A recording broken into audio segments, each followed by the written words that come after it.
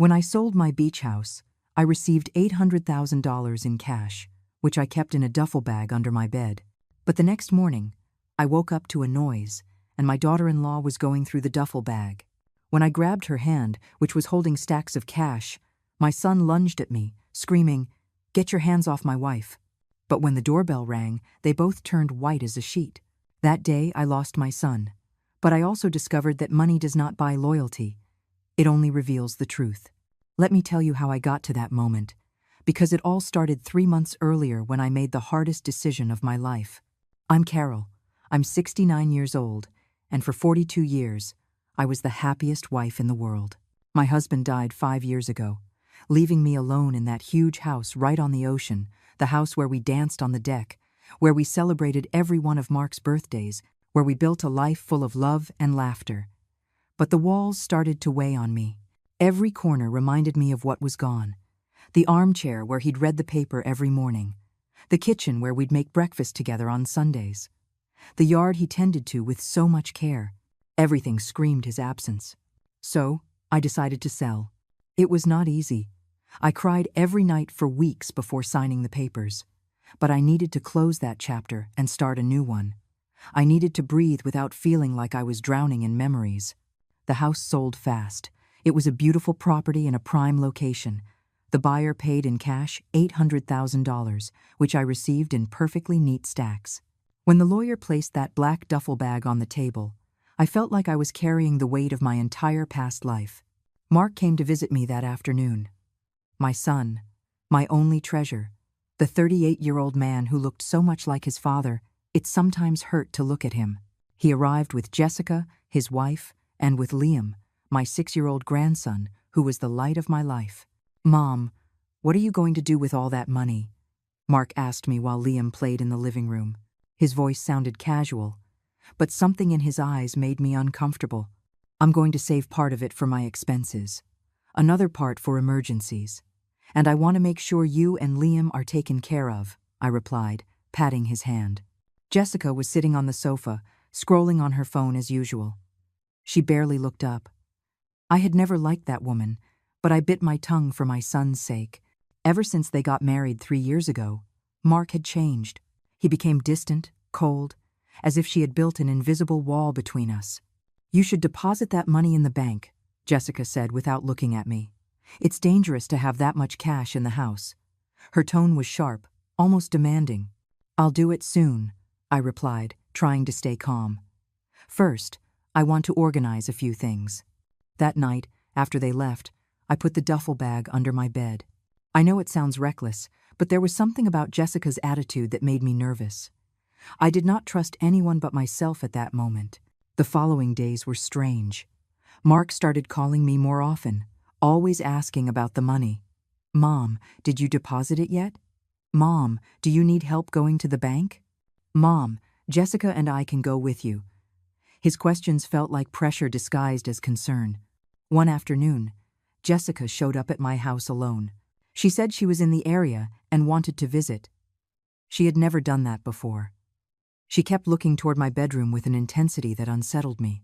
"Carol, you really should be more careful with that money," she told me with a smile that did not reach her eyes. "Thank you for your concern, but I can take care of myself," I answered firmly. She pressed her lips together and left shortly after. I could not sleep that night. Something was wrong. I could feel it in my bones. Mark came over the next day with a story that broke my heart. "Mom, I'm in serious financial trouble. I lost my job 2 months ago and I did not want to worry you. I have debts I need to pay urgently or I'll lose everything." His eyes were red. His voice was trembling. "I need your help." My mother's heart shattered into 1,000 pieces. "How much do you need?" I asked without hesitation. $100,000, he replied, looking down. I felt the floor shift beneath my feet. It was a huge amount, but he was my son. "Let me think about it, Mark. That's a lot of money, and I need to make sure I do things right." His expression changed. The sadness turned into something darker. "You're my mother. How can you hesitate to help me?" he snapped. "Jessica was right about you." Those words pierced me like knives. "What did Jessica say about me?" I asked, feeling anger start to boil up inside me. Nothing, forget it, he replied, getting up abruptly. I hope you reconsider your decision. Your grandson needs to eat too. And he left, slamming the door so hard the walls shook. That night, I called Brenda, my lifelong friend. I told her everything. Carol, something doesn't add up in this story, she told me, concerned. Mark has never asked you for money like this. And for it to happen right after you sold the house. I don't know. It smells fishy to me. Her words planted more doubt in my mind. I decided to investigate on my own. I called a few acquaintances. I asked discreet questions. I discovered that Mark had not lost his job. He was still working at the same company as always. He lied to me. My own son lied to my face.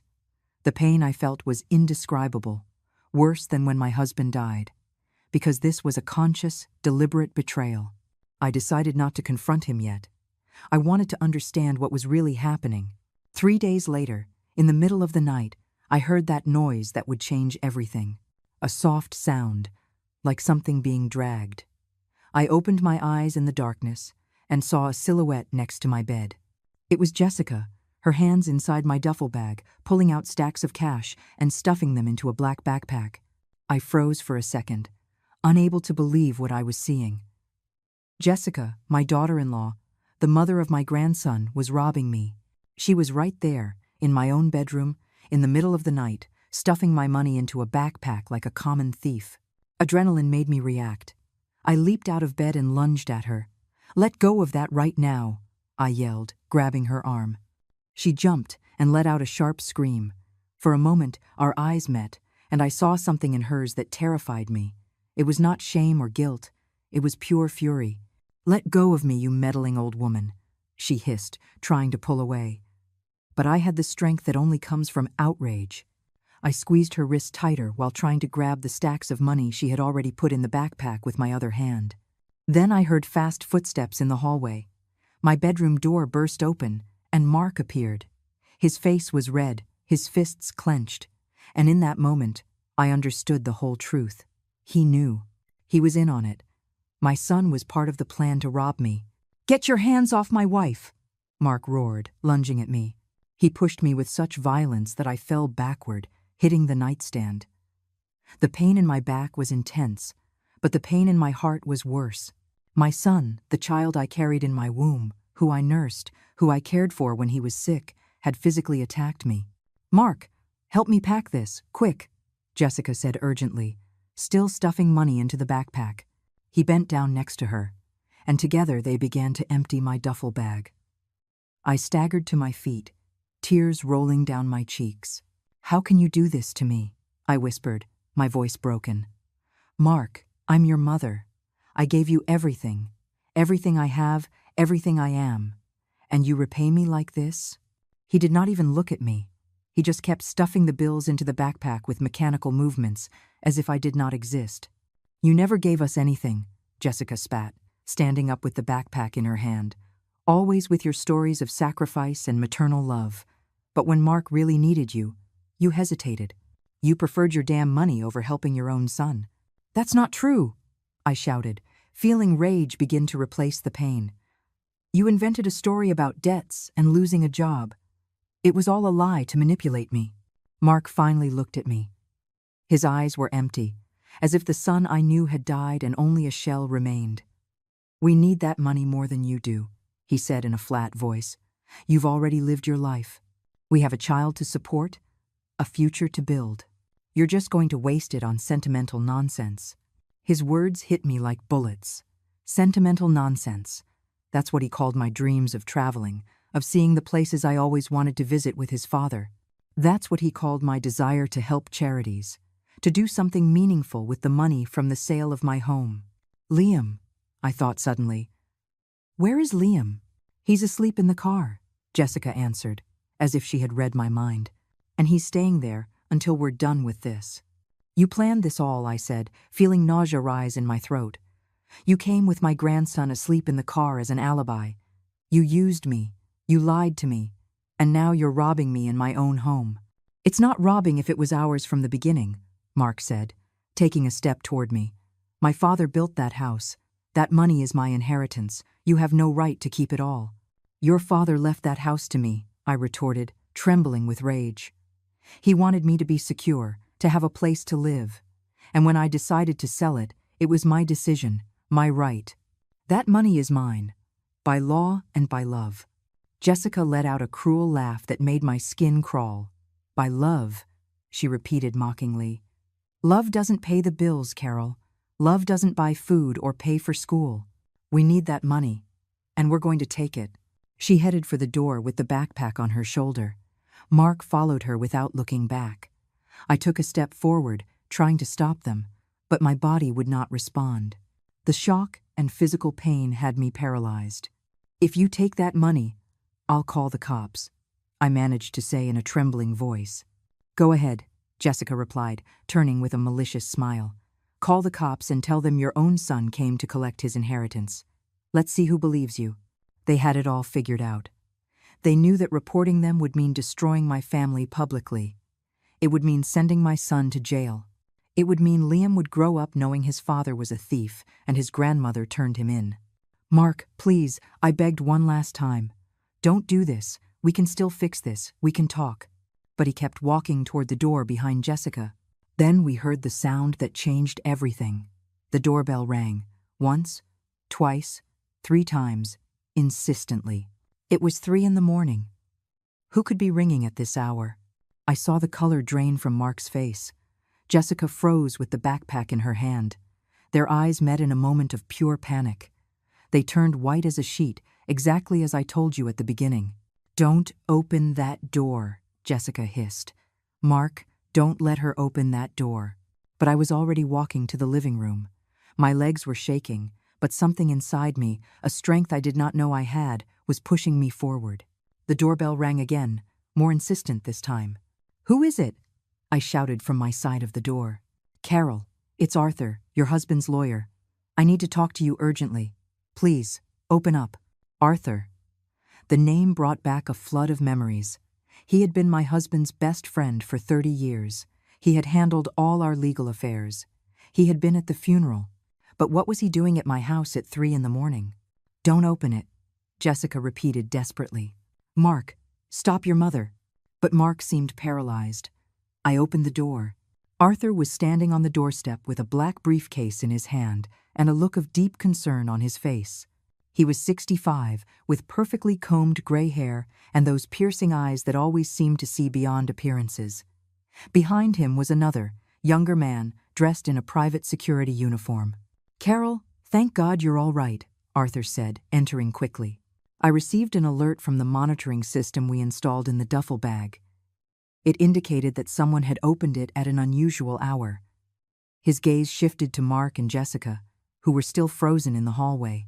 The backpack in Jessica's hands was all the evidence he needed. What monitoring system? I asked, confused. Arthur closed the door behind him and walked toward the living room, gesturing for us all to follow. Mark and Jessica looked at each other in absolute terror. They had no escape. Everyone, please sit down, Arthur said in an authoritative voice. I need to explain something very important that I should have told you some time ago. Jessica dropped the backpack onto the sofa, as if it were burning. Mark collapsed into an armchair, his face in his hands. I sat down, trembling, not understanding what was happening. Arthur opened his briefcase and took out several documents. Carol, when your husband passed away, he left me very specific instructions on how to handle his estate. Instructions that included special protections in case something like this ever happened. He looked at me with kind, understanding eyes. Your husband knew you well. He knew you are a generous, noble woman, incapable of denying your son anything. But he also knew that generosity could be exploited. That's why he established certain legal safeguards. My heart was beating so hard I could hear it in my ears. What kind of safeguards? I whispered. Arthur spread the documents on the coffee table. The money from the sale of the house is not entirely yours to dispose of as you wish, he explained. There is a clause in your husband's will that states any profit from the sale of marital property must be managed under an irrevocable trust. What does that mean? Mark asked, lifting his head. His voice sounded strangled. It means your mother is the primary beneficiary, but she cannot simply give away or transfer large sums of money without judicial approval. Arthur replied, looking at him fixedly. And it certainly means that no one else can take that money without her explicit documented consent before a notary. The silence that followed was crushing. Jessica had gotten to her feet and was pacing like a caged animal. "That's ridiculous," she finally exploded. "No one told us anything about any trust. That can't be legal." "It is completely legal, and it was properly registered 5 years ago," Arthur replied calmly. "Your father-in-law was very meticulous about protecting his wife. Furthermore, I installed a GPS tracking device in the duffel bag the same afternoon you received the money, Carol. We coordinated with the security company to monitor any unusual movement." "That's why you came," I said, beginning to understand. "The device alerted you when they opened the bag." "Exactly," Arthur confirmed. "And I arrived just in time, it seems." He looked at the backpack full of money with a severe expression. Mark finally spoke. His voice was barely a broken whisper. "Mom, I didn't want to. Jessica convinced me. She said it was the only way, that you would never help us voluntarily, that you were selfish and only thought of yourself." Every word out of his mouth was like a dagger in my heart. But there was something even more painful. The realization that my son had chosen to believe his wife's lies instead of trusting the love I had shown him his entire life. "You've been planning this ever since you found out about the sale," I said, looking at Jessica. "All that fake concern for my safety, the unexpected visits, the constant questions. It was all to watch me, to find the perfect moment to rob me." Jessica stared back at me with pure hatred. "You don't understand anything," she spat. "We live in a tiny apartment while you had that mansion on the beach.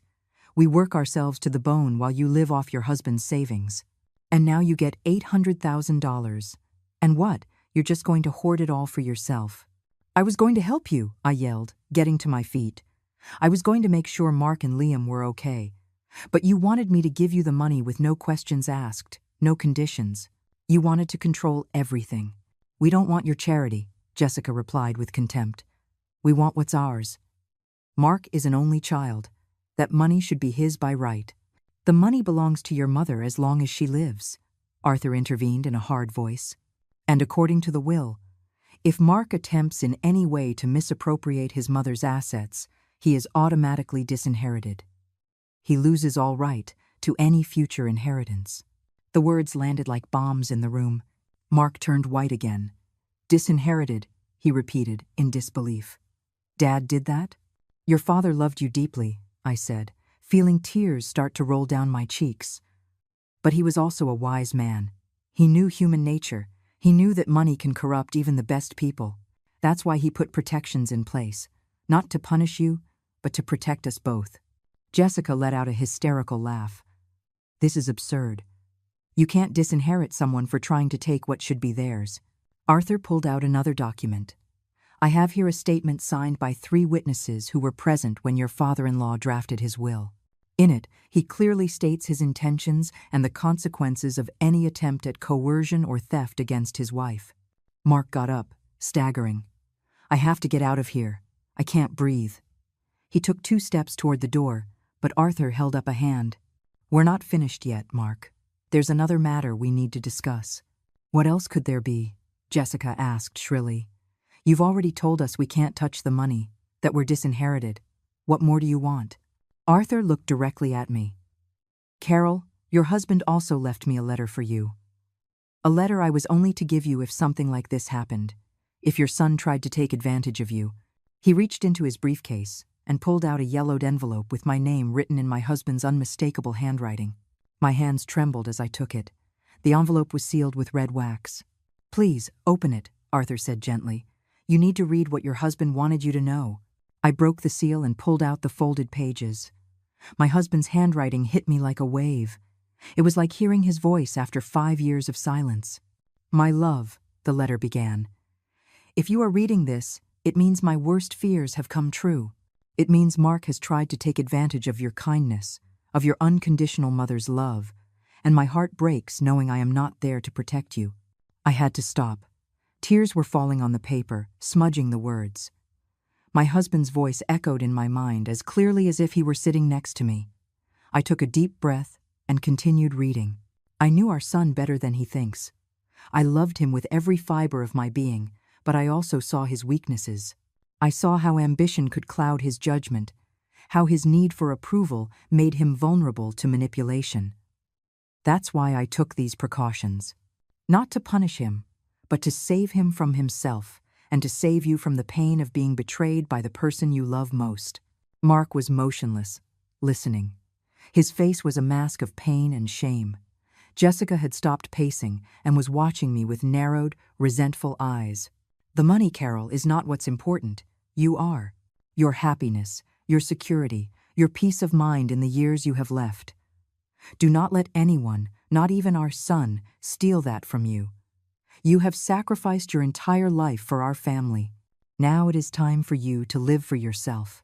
The letter continued for 3 more pages. My husband described his observations of Mark, how he had noticed changes in his character during the last years of his life. He mentioned conversations they'd had about money and inheritances that had worried him. He also wrote about me, about my tendency to put others' needs before my own, about how I always found excuses to justify hurtful behavior because I could not stand the idea of seeing the bad in the people I loved. You have too big a heart, my love. And in this cruel world, that can be both your greatest virtue and your greatest weakness. That is why I am asking you to be strong, to set boundaries, to value yourself as much as you value others. The letter ended with a line that completely shattered me. Forgive me for not having the courage to talk about this with you while I was alive, but I trust Arthur to give this to you at the right time. I love you today, tomorrow, and always. Take care of yourself, my queen. I folded the letter with trembling hands and clutched it to my chest. The silence in the room was so thick you could cut it with a knife. Mark had tears streaming down his cheeks. For the first time all night, I saw something human in his eyes, something of the son I once knew. Dad knew, he whispered. He knew I was capable of doing this to you, and he took precautions because he didn't trust me. The pain in his voice was palpable, but I had no more tears to give. Your father loved you, I said in a hoarse voice. But he also loved me, and he knew I would never deny you anything if you truly needed it. That's why he set up rules, to protect me from my own generosity, and to protect you from your own bad decisions. Jessica finally exploded. This is emotional manipulation from the grave, a dead man controlling our lives. It's sick, it's twisted. She turned to Mark, fury in her eyes. You're not going to let her get away with this, are you? You're not going to let them take what is ours. It's not ours, Mark shouted, getting to his feet. It was never ours. I lied. I manipulated. I tried to steal from my own mother. My God, what have I done? You did it for our family, Jessica insisted, moving closer to him. For our son, for our future. She doesn't need all that money. She's old. She doesn't have much time left. We're young. We have our whole lives ahead of us. Her words hit me like slaps. She's old. She doesn't have much time left. That's how they saw me. As a burden. As someone whose life no longer had value. Someone whose existence was simply an obstacle between them and the money. I want you to leave my house, I said, in a voice I did not recognize as my own. It was cold, hard, final. Right now, both of you. Jessica opened her mouth to protest, but Arthur intervened. It would be wise for you to do as she says. Otherwise, I will have to call the police and file charges for attempted robbery and trespassing. It wasn't trespassing, Jessica spat. Mark has keys to this house. He had keys, I corrected. As of tomorrow, I'm changing all the locks. And I want that key back right now, Mark. My son took the keychain from his pocket with slow movements. He detached my house key and left it on the table. The metallic sound echoed in the room like a final sentence. Mom, please, he said, his voice cracking. We can fix this. We can go to family counseling. I can make it up to you. Just give me a chance. You had your whole life of chances, I replied, feeling something inside me shut down for good. You had years to talk to me honestly about your financial problems, if you really had them. But you chose to lie. You chose to manipulate. And tonight, you chose to steal. Those were your decisions, Mark, not mine. This isn't over, Jessica threatened, grabbing her purse. We're going to fight this legally. We're going to prove you're a selfish mother who abandoned her son when he needed you most." "Go ahead," Arthur replied before I could speak. "It will be interesting to see how you explain to a judge why you were in this house at 3 in the morning trying to make off with $800,000 in cash. The security system recorded everything. I have the footage." Jessica's face lost all color. Mark grabbed her arm. "Let's go," he whispered. "We've done enough damage." For the first time, he agreed with something sensible. I watched them walk to the door. Mark turned one last time. "I'm sorry, Mom," he said, his voice barely audible. "I'm sorry for everything." But I did not answer. I had no words. I had nothing left to give. The door closed behind them, and silence enveloped the house like a heavy shroud. I sank onto the sofa, feeling the full weight of the night crash down on me. Arthur sat beside me and placed a gentle hand on my shoulder.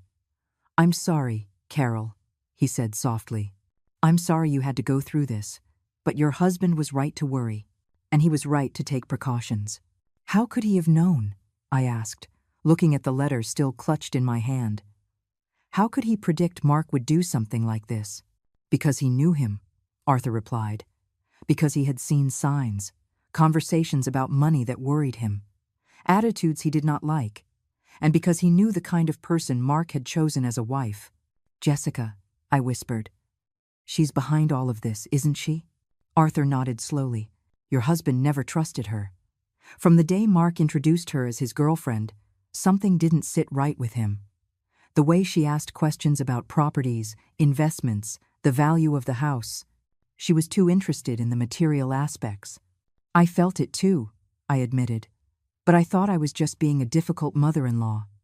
I thought I should give her the benefit of the doubt because Mark loved her. I forced myself to ignore my instincts because I didn't want to be that kind of mother who is never happy with her son's partner." "Your kindness makes you vulnerable," Arthur said, sadness in his eyes. "And people like Jessica can spot that kindness from a mile away. They know exactly how to exploit it, how to manipulate it, how to turn it into a weakness." I stood up and walked to the window. Outside, the sky was beginning to lighten with the first rays of dawn. A new morning after the darkest night of my life. "What do I do now?" I asked, without turning around. "How am I supposed to move on from this?" "First, you're going to deposit that money in the bank today," Arthur replied in a practical tone. "It's not safe to keep it here anymore. Second, we are going to formalize the trust completely. I'm going to make sure every penny is legally protected. And third, you are going to live your life. You're going to do everything your husband wanted you to do." "How can I think about living when my son betrayed me like this?" I said, feeling the tears start again. "How can I be happy knowing that the person I loved most in this world was capable of hurting me like this?" "Because staying trapped in this pain would be letting Jessica win," Arthur replied, standing up and walking over to me. "Because your husband left you that money to enjoy, not to hold hostage to your feelings of maternal guilt." "But Liam," I whispered, "my grandson. If I cut Mark off, I lose my grandson too." Arthur sighed deeply. "That is a battle you will have to fight when you are ready. But right now, you need to heal first. You need to get your strength back." The rest of that day was a blur. Arthur stayed with me. He called the bank and arranged a private meeting to deposit the money. He called a locksmith company to come and change all the locks. He called Brenda to come and keep me company. When Brenda arrived and saw the state I was in, she hugged me so tight I thought I would break. She did not say anything at first. She just held me while I cried on her shoulder, letting out everything I had held in for hours. "That bastard," she finally said when I told her everything. "That damn bastard, and that viper of a wife. How dare they?" Her outrage comforted me in a strange way. At least someone was as angry as I should have been. But I did not feel anger yet, just an immense emptiness, as if something fundamental had been ripped out of my core, leaving a hole that could never be filled. The next few days passed in a fog. We deposited the money. We signed papers. Arthur set up the trust so that I received a generous monthly income, but the principal capital was protected. No one could touch it. Not even I could make large transfers without approval from a trust committee. "It's for your protection," Arthur explained, "so no one can pressure or emotionally manipulate you into giving the money away. Your husband thought of everything. Mark called 3 times during that first week. I did not answer. He left me voicemails that Brenda listened to for me. In the first one, he was crying and begging for forgiveness. In the second, he blamed Jessica and swore he had just been manipulated. In the third, his tone changed.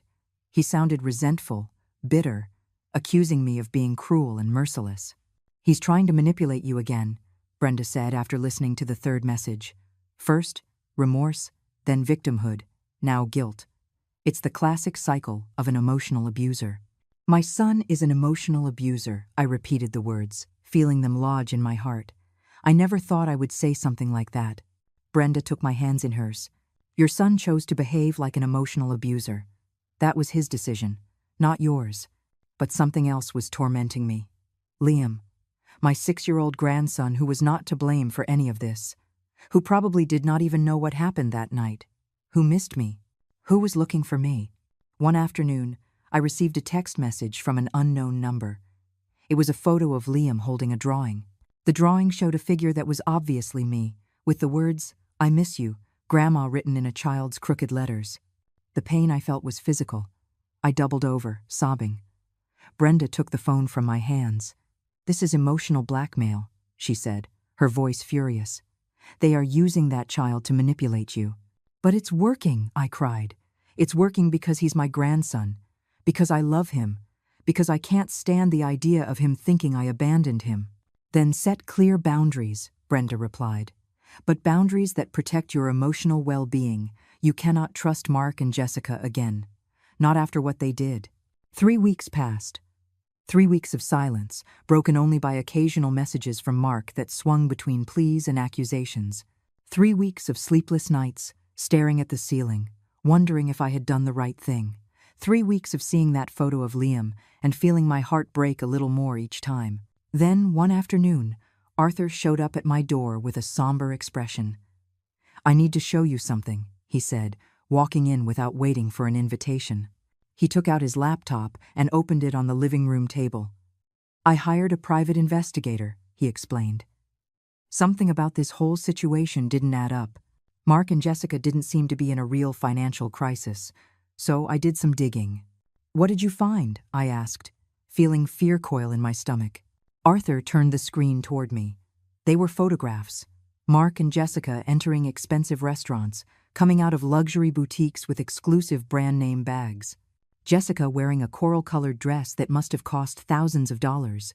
"They are not in financial trouble," Arthur said. "In fact, they're living well beyond their means. They have debt, yes, but it's credit card debt racked up from a lifestyle they can't afford." "So it was all a lie," I whispered, staring at the photos. The story about losing his job, the desperate pleas. It was all an act to manipulate and rob me. "There's more," Arthur continued, showing me other documents. "I found conversations on social media between Jessica and her friends. Conversations where she makes fun of you, where she plans exactly how to convince Mark to take the money, where she calculates how long it would take for you to die so Mark could inherit everything." The words hit me like punches. How long it would take for you to die. That's how she talked about me, as if I were just a temporary obstacle on her path to wealth. "I'm sorry, Carol," Arthur said, closing the laptop. "I know this is painful, but you needed to know the whole truth. You needed to understand that you were not the one who destroyed this relationship. They did. They chose every step of this path." I got up and walked to my bedroom. I opened my nightstand drawer and took out my husband's letter. I read it again, every word resonating with new meaning. He had seen it coming. He had tried to protect me, and I had ignored the signs because a mother's love had blinded me. That night, I made a decision. No more tears, no more guilt, no more wondering if I had done the right thing. They had chosen to betray me. Now, I would choose to save myself. Have you ever had to let go of someone you love to protect yourself? It is the hardest decision there is. Because the love does not just disappear because someone hurts you. It stays there, aching, bleeding, begging you to give one more chance. But sometimes, protecting yourself is the only thing left to do. The next morning, I woke up with a mental clarity I had not felt in weeks. It was as if something had clicked inside me during the night. I was no longer the desperate mother begging for a reconciliation. I was a woman who had been betrayed and who deserved respect. I called Arthur early. "I need you to draft a legal letter," I told him in a firm voice. "A letter to Mark, setting clear boundaries. I want him to know exactly what the conditions are under which I am willing to have any kind of relationship with him." "I'm glad to hear such determination in your voice," Arthur replied. "Tell me what you want to include." I took a deep breath before speaking. First, a complete acknowledgement of what they did. No excuses, no blaming anyone else. Second, individual therapy for Mark and couples therapy with Jessica. I want proof that they are working on their issues. Third, supervised visits with Liam. I will not be used as a convenient babysitter while they continue to talk badly about me behind my back. Arthur took notes quickly. "Go on," he encouraged me.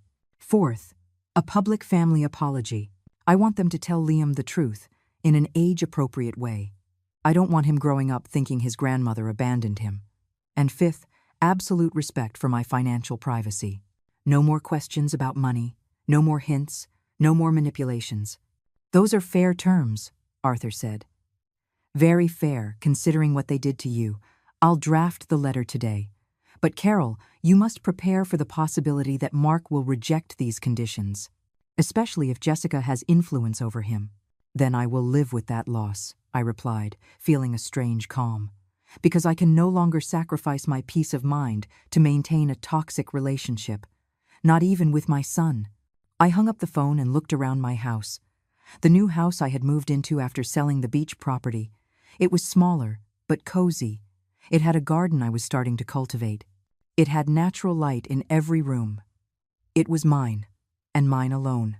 Brenda arrived that afternoon with an unexpected proposal. "I've been thinking," she said as we had tea on the patio. "You need to get out of here for a while. A change of scenery. Clear your head. What do you say we take that trip you always wanted to take?" "What trip?" I asked, confused. "The trip to Europe you planned with your husband," Brenda replied with a smile. "You told me about those plans 1,000 times. Paris, Rome, Barcelona, all those places you dreamed of seeing together." I felt tears sting my eyes. "There's no point in going without him anymore." "Of course there is," Brenda insisted, taking my hand.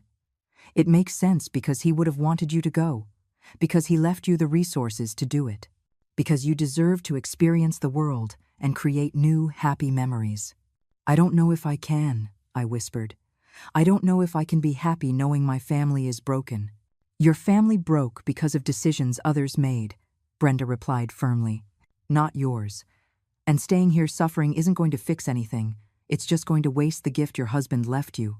Her words resonated with me. That night, I pulled out the old notebooks where my husband and I had planned our dream trip. Pages filled with marked locations, noted restaurants, museums we wanted to visit, all written in his handwriting and mine, intertwined. I cried reading those pages, but this time they were not tears of pain, but of sweet nostalgia. Remembering our dreams did not have to hurt. It could be a tribute, a way of keeping him alive in my heart while I moved on with my life. The following week, Arthur gave me the letter for Mark. I read it carefully. It was perfect, professional but firm, clear in its terms but not cruel. I explained to Arthur that I wanted to deliver it in person. "Are you sure?" he asked, concerned. After everything that happened, facing them again could be emotionally draining. "I need to do it," I replied. "I need to look him in the eye and say these words. I need that closure." We arranged to meet at a public coffee shop. Neutral ground. Arthur would be at a nearby table as support. When I arrived, Mark was already there. He looked terrible. He had lost weight. He had deep, dark circles under his eyes. His clothes were wrinkled. For a moment, my maternal instinct wanted to jump up and take care of him, but I stopped myself. I remembered the photos Arthur had shown me. I remembered Jessica's conversations. I remembered that horrible night when they tried to rob me, and I sat across from him with my back straight and my chin up. "Mom," he began, his voice cracking. "Thank you for agreeing to see me. I didn't know if you would." I held up a hand to stop him. "I'm not here to listen to empty apologies, Mark. I'm here to set boundaries." I saw his expression change. Confusion, then something like fear. I took out the letter and placed it on the table between us. These are my terms for maintaining any kind of relationship with you. They are non-negotiable. Either you accept them completely, or there is nothing more to talk about. Mark took the letter with trembling hands. He read it in silence. I watched his face go through different emotions: surprise, shame, resistance, and finally, resignation. "This is really harsh," he said at last. "Really strict. It's the least I deserve after what you did to me," I replied, without flinching. "You tried to rob me, you lied to me, you manipulated me. You used my love as a mother, as a weapon against me. So yes, my terms are harsh, because my trust is broken, and I need to see real actions before I can even consider repairing it." "Jessica is never going to agree to this," Mark said, looking specifically at the point about couples therapy. "She's going to say you're the one who needs therapy for being so controlling." "Then you will have to choose," I replied, feeling my heart harden. "Between your wife, who manipulated you into betraying your mother, or rebuilding an honest relationship with me based on mutual respect. But you cannot have both." Mark dropped the letter on the table and covered his face with his hands. "I don't know if I can do this, Mom. I don't know if I'm strong enough to stand up to her." His vulnerability hurt me, but it did not break me as it would have before. "Then that's your answer," I said, standing up.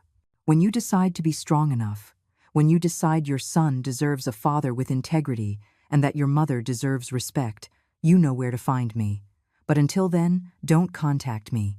"Wait," Mark cried out, standing up too. "What about Liam? You're going to punish him for my mistakes?" "Liam can see me under the conditions I've set," I replied. "Supervised visits in neutral places. I am not going to your house where Jessica can poison every moment, and you are not coming to mine until you prove you deserve my trust." "You're destroying our family," Mark said, tears streaming down his cheeks. "I didn't destroy anything," I replied, feeling my own voice break. "You did. That night, you broke into my room to rob me. That was the moment our family died. I'm just trying to survive the ruins." I walked out of the coffee shop without looking back. Arthur caught up with me in the parking lot. "Are you okay?" he asked, placing a hand on my shoulder. "No," I answered honestly, "but I'm going to be. Someday, I'm going to be." That night, I talked to Brenda about the trip. "Let's do it," I told her.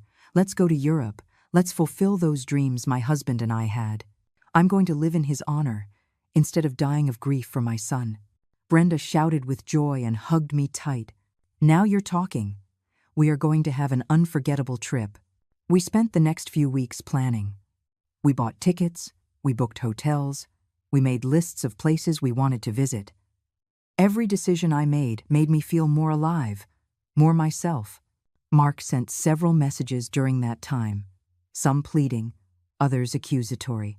I replied only once, saying my terms remained the same, and that until he accepted them completely, there was nothing more to discuss. Jessica also tried to contact me. She sent me a long message full of justifications and accusations. She said I was a selfish mother, that I was putting money before family, that Liam was suffering because of my coldness. I deleted the message without finishing it. Have you ever had to choose between your happiness and keeping the family peace? It is an impossible choice, because you have been taught your whole life that sacrifice is love, that giving in is maturity, that forgiving means forgetting and moving on as if nothing happened. But sometimes, true self-love means saying enough.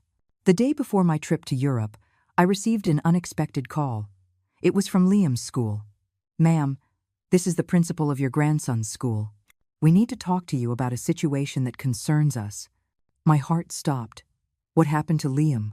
I asked, panic rising in my throat. "Liam has been very distressed lately. He cries in class. He says he misses his grandmother, that he doesn't understand why you don't visit him anymore. We've tried to speak with his parents, but Mrs. Jessica insists that you abandon the family. We wanted to hear your side of the story before making any decisions." I told them everything. Not the full details, obviously, but enough for them to understand that there had been a serious family breakdown over issues of trust. The principal listened in silence and then sighed deeply. "I understand your position, ma'am, And I respect that you are setting healthy boundaries. But that child is suffering in the middle of all this. I know, I whispered, feeling the tears start again. Believe me, I know. But I cannot expose myself to more manipulation and abuse just to see him. I need his parents to respect my terms. What if we arranged a visit here at the school? The principal suggested. Neutral ground, supervised by school staff. An hour with your grandson, without his parents present. We could do it as part of our emotional support program for students. I agreed immediately. 2 days after my return from Europe, the principal would coordinate everything with Mark and Jessica. If they refused, it would be clear to the school authorities who was really putting up barriers between Liam and his grandmother. That night I packed my suitcase with trembling hands, comfortable clothes for walking on cobblestone streets, an elegant emerald green dress for special dinners, the travel journal where my husband had written all our plans, a photo of the two of us on our honeymoon, 42 years ago. Brenda arrived early on the morning of the flight. She was beaming with excitement. Ready for adventure? She asked with a huge smile. Ready? I replied, feeling something in my chest expand. For the first time in months, I felt almost happy. The flight was long, but we arrived in Paris at dawn. Seeing the Eiffel Tower for the first time took my breath away. My husband and I had dreamed of this moment for decades. And here I was, seeing it without him, but honoring our shared dream. We walked the streets of Montmartre. We visited the Louvre. We ate fresh croissants at little cafes with sidewalk tables. Every moment was bittersweet, beautiful, but tinged with melancholy because he was not there to share it. One afternoon, we were sitting by the Seine when my phone rang. It was an unknown number. I answered hesitantly. Carol? It's me, Mark. His voice sounded different, less defensive, more broken. I need to talk to you, please. I'm in Paris, Mark, I replied. On the trip your father and I planned years ago. You can tell me what you need to, but I am not going to let you ruin this moment for me. I heard his ragged breathing on the other end of the line. Jessica left me, he said finally. She took Liam and left. She said she was tired of dealing with my family problems and my manipulative mother. She said she'd find someone who actually knew how to be a man. I felt a strange mix of emotions. Sadness for my son, relief that he finally saw the truth, worry for Liam, but also a part of me that was just tired of all the drama. I'm sorry, Mark, I said honestly. I know it hurts, but I can't fix this for you. These are the consequences of the decisions you made. You let that woman convince you to betray your mother. Now she has betrayed you. It's poetic justice in its cruelest form. You were right, Mom, he sobbed. You were right about everything. She only wanted the money. She never really loved me. And now I've lost everything. I lost you. I lost her. I lost my son. I don't know what to do. Start by accepting my terms, I replied firmly. Get real therapy not just to check a box, but because you genuinely need to work on yourself. And fight for custody of Liam. That boy doesn't deserve to be in the middle of all this chaos without at least one parent trying to do the right thing. Will you ever forgive me? He asked in a small voice. I don't know, Mark, I answered with brutal honesty. Forgiveness isn't something I can force myself to feel, but I'm willing to try to rebuild a relationship if you do the necessary work. If you show me with actions, not words, that you have changed. I'll do it, Mom. I swear. I'll do everything you asked. Just give me a chance. We'll talk when I get back from Europe, I told him. But right now, I need to hang up. I need to be present in this moment instead of letting family drama steal this experience from me. I hung up and stared at the river. Brenda was watching me with a worried expression. Are you okay? She asked. I think I am, I replied, surprised that it was true. I think I'm finally okay. The rest of the trip was transformative. In Rome, I walked through the Colosseum, imagining the stories those ancient stones could tell. In Barcelona, I marveled at Gaudi's architecture. In every city, I left a little note somewhere special. Notes that said things like, I was here, my love, or we fulfilled our dream. One night in Venice, sitting in a gondola floating down the canals, I finally cried. But they were not tears of sadness, but of release.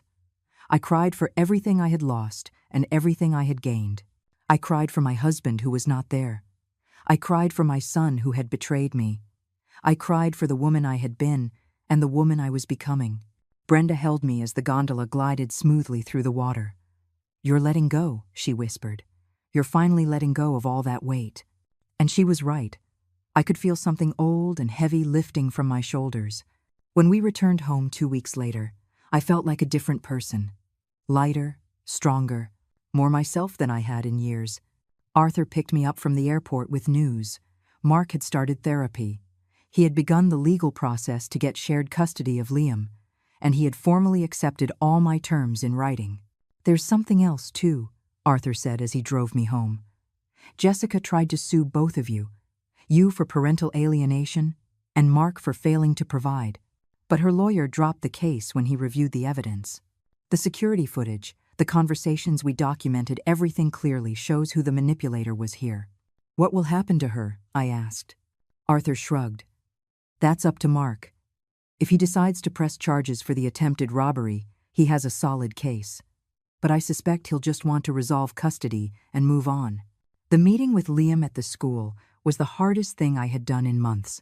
When I walked into the small counseling room, I saw my grandson sitting in a chair that was too big for him. His eyes were red from crying, and he was clutching a teddy bear I had given him years ago. "Grandma!" he shouted, running to me. I dropped to my knees and caught him in my arms. "I missed you so much, my love. So much." "Did you miss me too?" he asked, his voice trembling. "Why didn't you come see me? I thought you didn't love me anymore." My heart broke into a million pieces. "Oh, my sweetie, never, ever think that. I love you more than anything in this world. It's just that adults have complicated problems sometimes, and we needed time to fix them." "Mommy says you're mean," Liam whispered. "She says you took money from Daddy, and that's why we're sad." I felt rage boil inside me, but I forced myself to stay calm. "Your mommy is confused, honey. Adults sometimes say things they don't mean when they're upset. The important thing is that I love you, and I am going to be here for you always." We spent an hour together. I showed him pictures from my trip to Europe. I told him about the gondolas in Venice and the Eiffel Tower in Paris. His eyes lit up with every story. He promised me that when he grew up, we would travel to all those places together. When it was time to say goodbye, I held on to him a little tighter than necessary.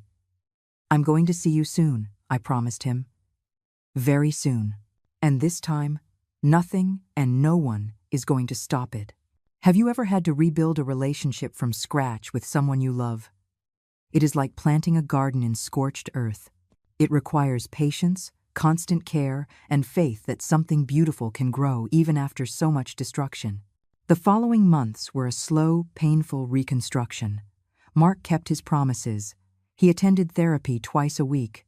He sent me reports from his therapist with his authorization showing me he was truly working on his issues.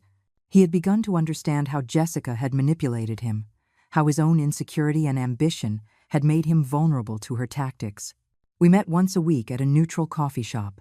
At first, the conversations were tense, filled with awkward silences and superficial topics. But gradually, we began to go deeper. Mark told me about how he had felt after his father's death, how the weight of being the man of the family had overwhelmed him, how Jessica had come along at that vulnerable moment, promising him they would build an empire together, that they would be rich and successful. "She made me believe you saw me as a failure," he confessed one afternoon, tears in his eyes. "She said that every time you talked about Dad, you were comparing me to him and finding me inferior, that I would never measure up in your eyes." And I believed her, because I already felt that way. "I never thought that, Mark," I replied, taking his hand across the table. "Your father was an extraordinary man, but you are your own person. I have always been proud of you. Until that night. That night, you broke my heart in a way I didn't know was possible.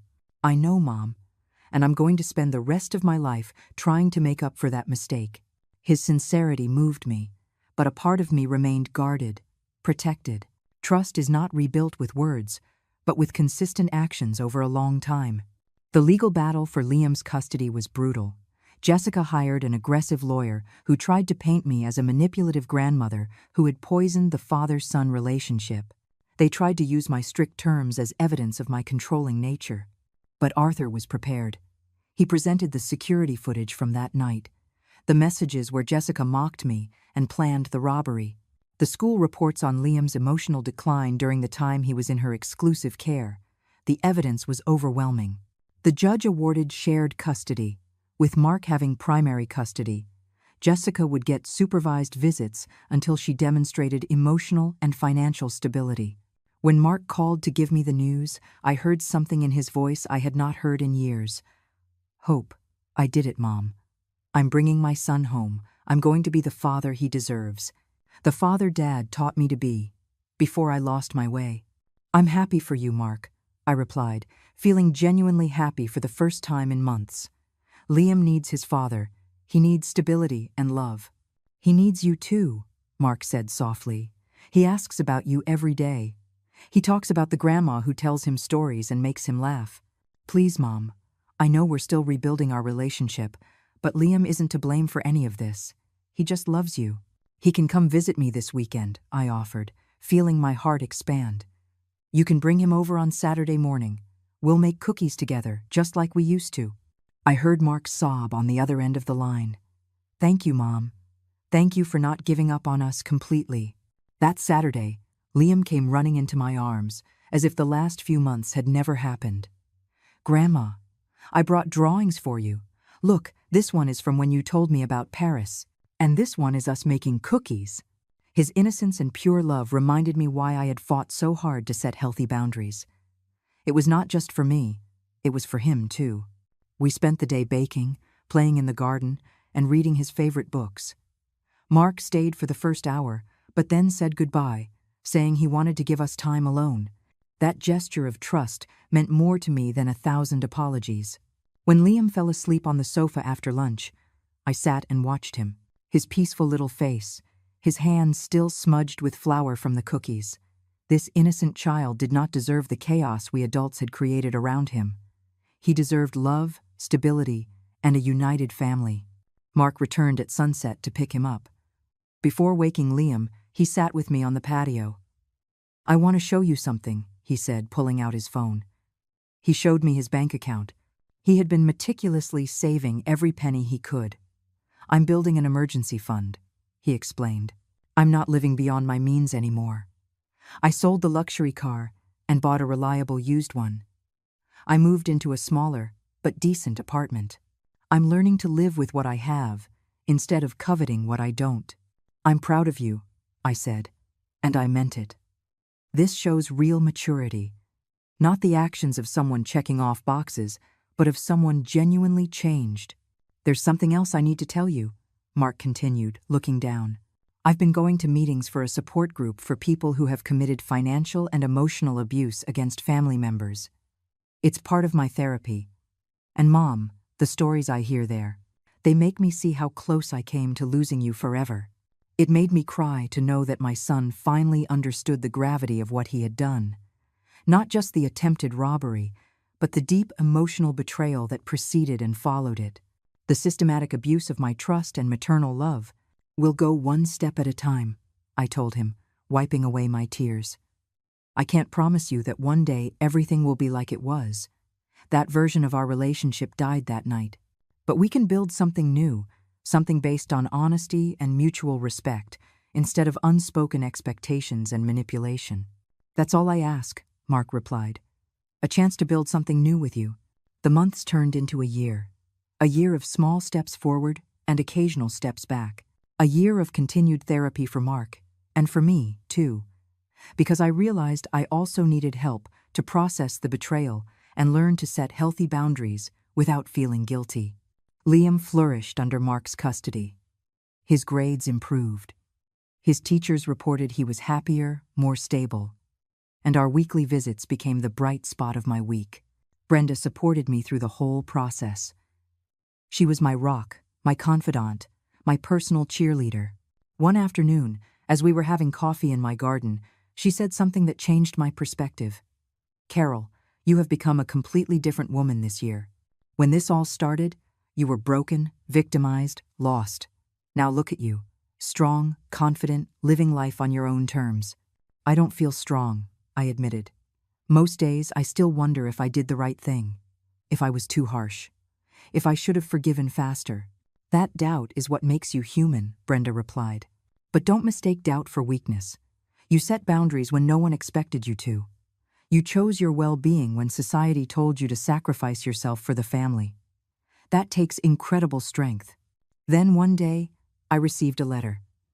Not from Mark, but from Jessica. It was handwritten on pink paper with flowers in the borders. The handwriting was elaborate, almost childish. My first reaction was to throw it away unread, but curiosity won. Carol, the letter began. I know I have no right to ask you for anything after what I did. I know you hate me, and you have every right to. But I need you to know that I've been in therapy too. I've been working on understanding why I am the way I am, why I see people as resources instead of human beings. The letter continued for 3 pages.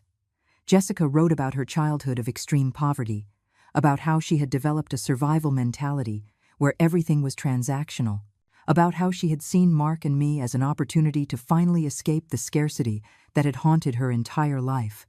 I'm not justifying what I did, she wrote. Nothing justifies trying to rob a helpless old woman. Nothing justifies manipulating a man into betraying his mother. I just want you to understand that it wasn't personal. I didn't hate you. I just saw you as an obstacle between me and the financial security I had always craved. The letter ended with an apology and a request. She asked for permission to send letters to Liam. Not to get custody back, but simply to maintain some kind of connection with her son. She promised to respect all boundaries set by the court and by Mark. I showed the letter to Mark when he came to drop Liam off that week. His reaction was immediate and visceral. Don't trust her, Mom. This is just another manipulation. Another way to get back into our lives to cause more damage. I'm not sure, I replied honestly. Part of me thinks you're right, but another part recognizes the pain in these words. The genuine acknowledgement of wrongdoing. Have you ever forgiven someone, not because they deserved it, but because you needed to let go of that weight? It is different from reconciling. You can forgive without trusting again. You can let go of the hate without opening the door to more pain. I decided to reply to Jessica, not with promises or openings, but with simple honesty. I received your letter. I appreciate your apology, but I cannot give you what you are asking for. Liam needs stability right now, and your presence, even by letter, could confuse him. Perhaps in the future, when he is older and can decide for himself. But for now, it is best that you focus on your own healing without expecting anything from us. 2 years passed since that horrible night that changed everything. 2 years of hard work, tears, therapy, and slow rebuilding. 2 years that transformed me from a broken woman into someone I barely recognized in the mirror. Someone stronger, wiser, more aware of her own worth. Mark had kept every one of his promises. He continued therapy, even though it was no longer mandatory. He had earned a promotion at his job thanks to his new work ethic. Liam was happy, healthy, and thriving in school. And our relationship, while different from before, was rebuilt on a foundation of genuine respect. One Sunday afternoon, we were all in my garden. I had cooked Liam's favorite meal. Mark was helping his son with a science project. Brenda was there too, because she had become an integral part of our rebuilt family. It was a scene of domestic peace that would have seemed impossible months ago. "Grandma?" Liam asked suddenly, with the innocent curiosity of an 8-year-old. "Why did you and Daddy not talk for a while? Why did we go so long without seeing you?" Mark and I exchanged a look. We had known this moment would come.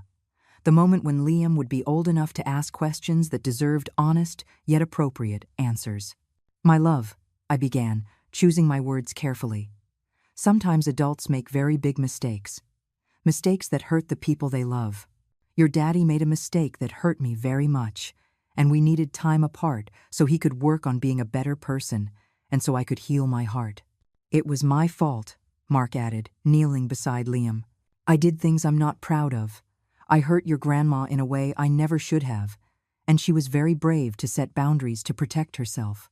She taught me that real love includes respect, and that sometimes loving someone means stepping away until that person can treat you right."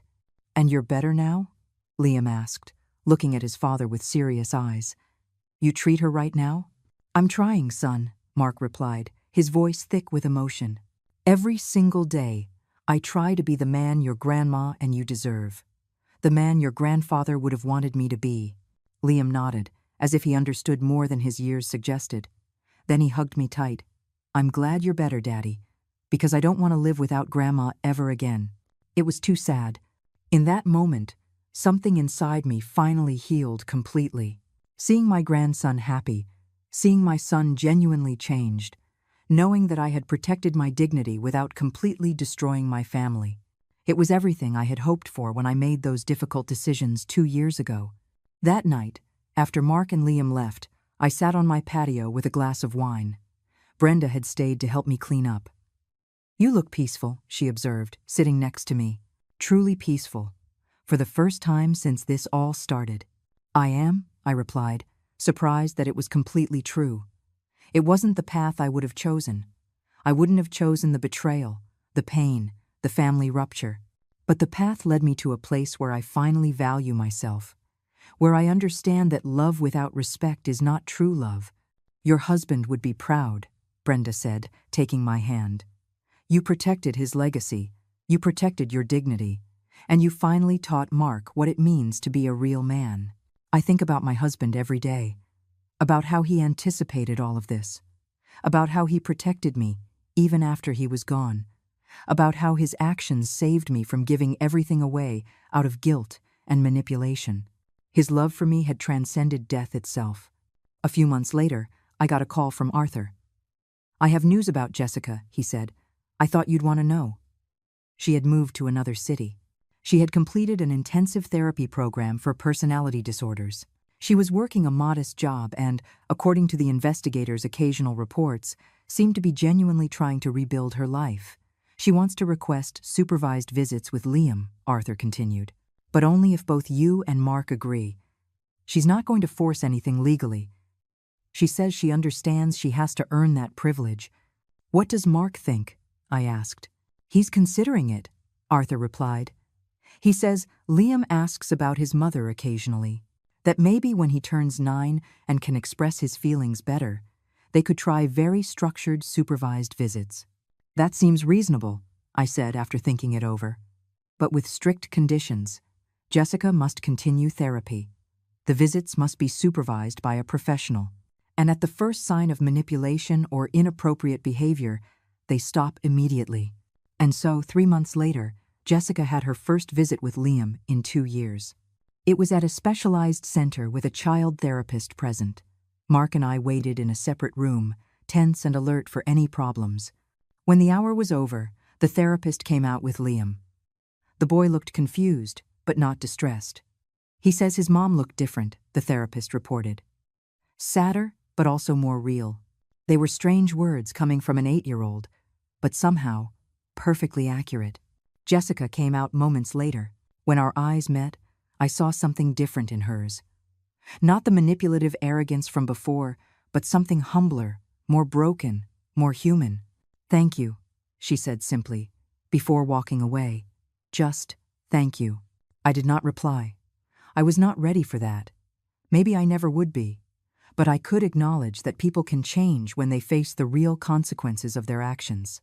When they lose everything and have to rebuild from scratch. On my 71st birthday, Mark organized a surprise dinner. He invited Brenda, Arthur, and a few of my close friends. Liam had made handmade decorations with glitter and construction paper.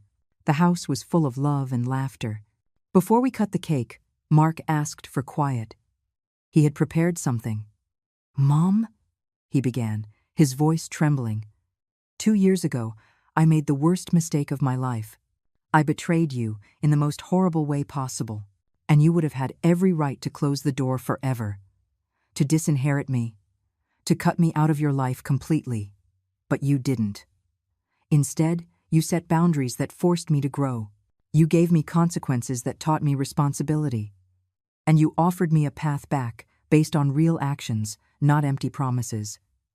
You saved me, Mom. Not just me, but Liam, too. You saved us from becoming people with no values, no integrity, no honor. He pulled a small box from his pocket. This was Dad's.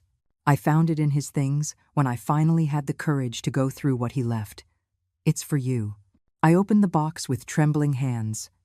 Inside was a simple gold ring with an inscription. Strength is not in never falling, but in rising every time. For my brave queen. Tears rolled freely down my cheeks. My husband had left this for me, knowing that someday I would need it, knowing I would face trials that would require all my strength. And here I was, on the other side of those trials, still standing. That night, after everyone had gone home, I sat in my room, looking at the ring on my finger. I thought about the entire journey. The pain, the betrayal, the rebuilding. I thought about the woman I had been always accommodating, always sacrificing, always putting others first. And I thought about the woman I had become, someone who understood that self-love is not selfishness, that setting boundaries is not cruelty, that protecting your peace of mind is not abandonment, that sometimes the most loving thing you can do is say no. The money from the sale of my house was still protected in the trust. I had used part of it to travel, for experiences that enriched my soul. I had donated to charities I cared about. I had secured a college fund for Liam that no one could touch. And I still had enough to live comfortably for the rest of my days. But the most valuable thing I had gained was not the money. It was the deep knowledge of my own worth. It was the ability to love without losing myself. It was the wisdom to know when to hold firm and when to let go. Have you ever had to choose between being loved and being respected? Between keeping the peace and keeping your dignity? They are not choices we should have to make, but sometimes life puts us at those crossroads. And in those moments, we discover what we are really made of. 2 years after that horrible night when my son tried to rob me, I could finally say I had found peace. It was not the peace of a perfect, problem-free family. It was the peace of a family rebuilt on honesty, healthy boundaries, and mutual respect. Mark never asked me for money again. Liam was growing up happy and secure. Jessica was rebuilding her life from a distance. And I, Carol, 71 years old, was finally living for myself, without guilt.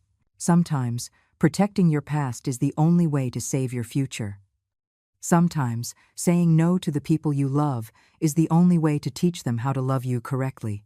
And sometimes, the greatest inheritance you can leave is not money, but the example of a woman who knew how to stand up for herself when everyone expected her to surrender.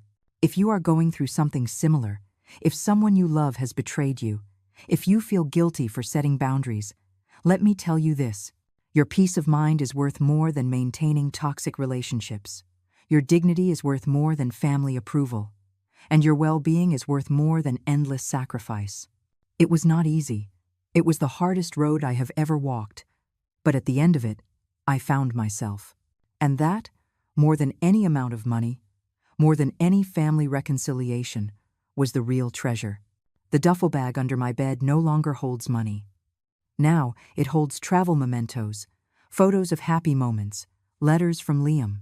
And above all, it holds the most important lesson: that a woman's true worth is not in what she gives, but in what she refuses to lose.